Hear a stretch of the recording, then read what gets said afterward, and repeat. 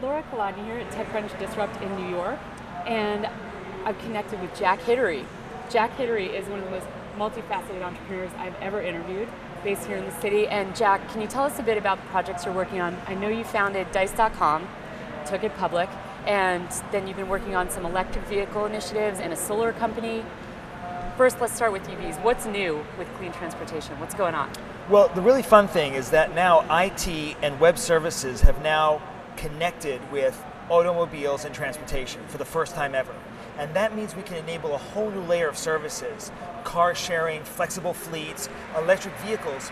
Instead of having to own an electric vehicle, we can now deploy these electric vehicles in all kinds of new formats. And so we just launched with a consortium including Hertz and General Electric and lots of other people, EVs now all over the world.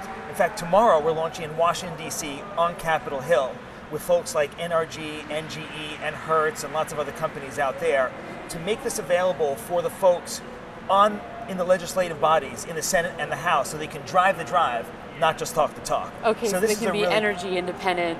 Exactly. These are a range of electric vehicles like the Chevy Volt and the Nissan Leaf. Instead of just having to test them, you can now use them on demand anytime you want to, right from Union Station. Okay, and you're doing this as part of a project with Hertz, is that correct? We have a consortium, exactly, led by Hertz Corporation, and now including lots of other partners, including hotel companies like Starwood, including utilities like NRG, including charging station providers such as GE and others, and together building out the infrastructure necessary. But what's great is that IT, because all these charging stations now are connected to the web, because the cars are connected to the internet, you can now do a lot of new kinds of applications with these cars that you couldn't do back in EV 1.0 back in the 90s. Okay, so what's the name of that operation? We go into Hertz Global EV, okay, and launching tomorrow in Washington, D.C., already launched here in New York City, launch in London, and soon to be coming in other parts of the world. Can you tell us more now? Well, definitely look for Asia. Okay. We're very excited about Asia. If you think about China having 100 million cars now, but 1.3 billion people, wow. How are they going to scale in terms of transportation? We think that the EV model is a great one for China as well. So I think look to that pretty soon. Yeah, I hope you can defray some of the single car driving tendency before it. Well, that's the thing. The whole notion of collaborative consumption, I think, is going to be really a powerful one. Be it in China, be it in the United States, or be it other places where more and more people are living in cities, and so density is getting up there. And as density gets up there, you can actually have collaboration instead of having everyone to own every single product. Okay. And as far as EV sort of legislation, I know you've been involved in the U.S. Can you tell us a little bit about what you've done so far and where that's heading? Well, I think there's already great support right now. There's a $7,500 tax credit for EVs right now. There's legislation in about 15 different states for more EV incentives. 6 states already have a $5,000 additional grant for EVs. So buying an EV right now in California costs about $20,000. So it's pretty inexpensive. So we're pushing a lot of that. But it's also about these partnerships. And then we should also talk about solar if you want to as well.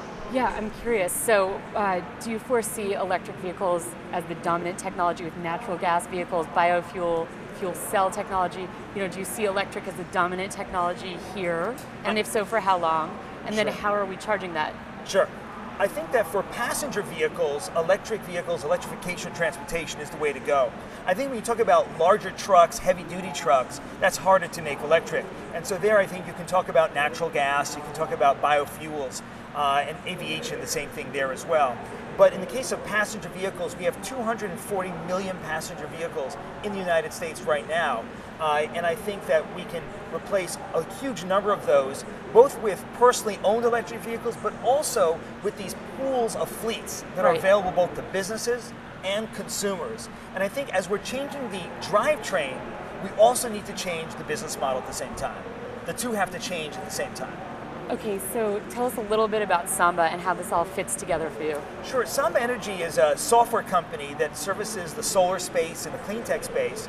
And Samba Energy enables you to look at 1,000 buildings or 10,000 buildings and figure out which ones have the fastest return on solar. Okay. If you put solar on today.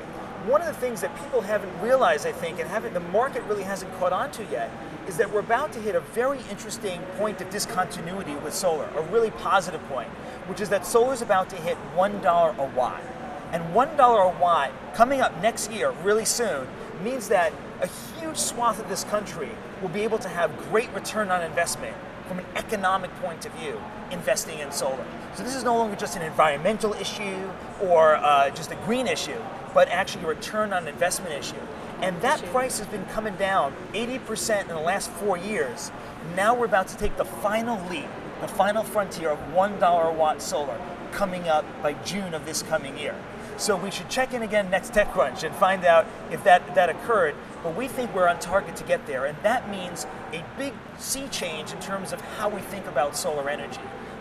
Samba is there to make sure that we pick the right buildings that have the fastest return, given their location, the incentives, the kind of roof it is. All that gets crunched in the software so you can find the fastest return buildings in your portfolio of buildings. Okay, well, we wish you the, what do they say in tech? Not break a leg, but something. Someone the other day said lol. Right, in exactly. tech. I wish you good luck with that endeavor, and look out for news from the company. Thank you so much for your time. Great to be with you.